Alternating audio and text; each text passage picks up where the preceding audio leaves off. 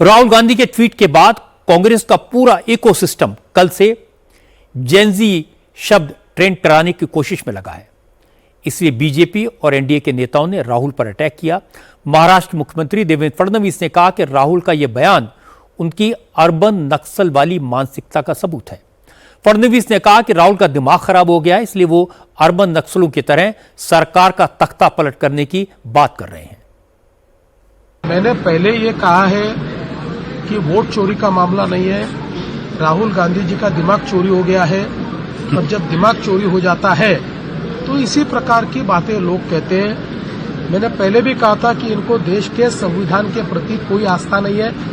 देश के संविधान ने तैयार की हुई सारी व्यवस्थाओं को नकारते।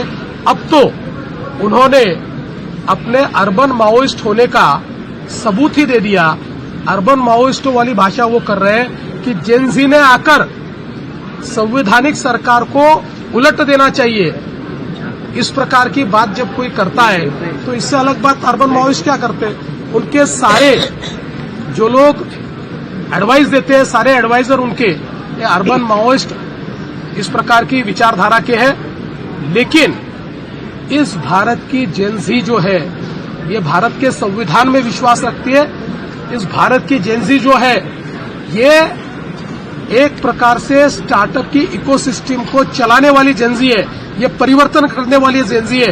ये जेनजी ऐसी है कि जिसको टेक्नोलॉजी पता है और टेक्नोलॉजी के डिसरप्शन से भारत को दुनिया का सिरमौर हम कैसा बना सकते हैं ये जानने वाली जेनजी ये है।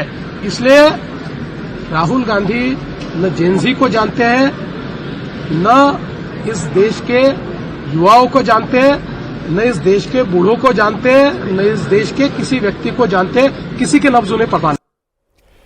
इसके बाद निशिकांत दुबे ने कहा, लगता है कि राहुल समझ ही नहीं पाए नेपाल में तख्ता पलट करने वाले जेनजी परिवारवाद और करप्शन से नाराज थे। अगर भारत में जेनजी इन मुद्दों पर सड़कों पर आए तो देश कांग्रेस मुक्त हो जाएगी। भारत में जेनजी ये काम कर चुका है। अरविंद केजरीवाल जी और अन्ना हजारे का जो मूवमेंट था वो जेनजी का प्रोडक्ट था। निर्भया कांड हो गया, वो जेनजी का प्रोडक्ट था। उस वक्त भारतीय जनता पार्टी ने एक बढ़िया काम किया कि उसने आग में जो है वो घी डालने का काम नहीं किया। नहीं तो जिस तरह निर्भया कांड में 1 लाख से ज्यादा लोग दिल्ली के सड़कों पर आ गए थे 2013 दिसंबर 14 जनवरी की यदि बात करें आप, जिसके कारण की पार्लियामेंट को कानून बनाना पड़ा। क्या आपको लगता है कि भारतीय जनता पार्टी कूद जाती तो ये लोग कोई बच पाते? गांधी परिवार के खिलाफ ही तो माहौल था ना, मनमोहन सिंह जी की सरकार के खिलाफ ही माहौल था ना। लेकिन भारतीय जनता पार्टी ने उस वक्त तय किया, माननीय प्रधानमंत्री जी प्रधानमंत्री पद के उम्मीदवार घोषित हो गए थे, उन्होंने तय किया, उनका यह फैसला था कि अपने को जो है भड़काऊ बात नहीं करना है, इस संविधान के अंतर्गत काम करना है, क्योंकि यह संविधान बाबा साहब अंबेडकर का है। कि गृहयुद्ध राहुल गांधी इस देश में भड़काना चाहते हैं और इसी गृहयुद्ध के आधार पर नेहरू जी ने, उनके दादाजी ने इस देश का बंटवारा किया। उसी गृहयुद्ध को करा के जेएनजी जैसे मुद्दे को उठाकर ये इस देश के टुकड़े टुकड़े करना चाहते हैं। सोरोस फाउंडेशन के साथ मिलकर भारतीय जनता पार्टी जेएनजी के आंदोलन के साथ रहेगी। और मैं आपको चैलेंज करता हूं, दावे के साथ करता हूं कि पूरी गांधी फैमिली और गांधी फैमिली को सपोर्ट करते हुए जितनी परिवारवादी पार्टियां हैं, यदि वो इस देश से भागती हुई इन्हें नजर आएंगी, फिर आप मुझे कहिएगा। हालांकि कांग्रेस के नेताओं ने राहुल का बचाव किया।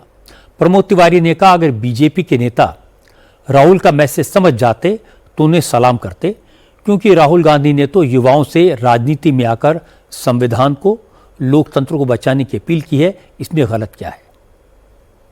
राहुल गांधी ने क्या कहा है? देश के युवा, देश के स्टूडेंट, देश की जेनजी संविधान को बचाएंगे, लोकतंत्र की रक्षा करेंगे और वोट चोरी को रोकेंगे, यही तो कहा है ना। तो वो तो कह रहे हैं कि देश के संविधान पे जो खतरा आएगा, लोकतंत्र पे जो खतरा आएगा, वोट चोरी से आएगा। वोट चोरी अगर होगी तो लोगों का विश्वास लोकतंत्र से हटेगा। तो यही जेनजी, यही युवा, यही छात्र संविधान और लोकतंत्र की हिफाजत करेगा। आई सल्यूट राहुल गांधी और भाजपा वालों, शर्म खाओ, राहुल गांधी का धन्यवाद दो। प्रमोद तिवारी अच्छी तरह जानते हैं कि न लोकतंत्र खतरे में है, न संविधान खतरे में है। वो ये जानते हैं कि राहुल गांधी के ट्वीट का मतलब क्या है, राहुल गांधी के ट्वीट का मकसद क्या है। राहुल ने जेन ज़ी से राजनीति में आने की अपील नहीं की, सड़क पर आने की अपील की। नेपाल में जो हुआ उसके बाद राहुल गांधी के ट्वीट का क्या मतलब है, ये सब अच्छी तरह समझते हैं। अगर कांग्रेस के नेता डूसू के रिजल्ट के बाद युवाओं का संदेश राहुल को समझा दें तो बड़ा अच्छा होगा।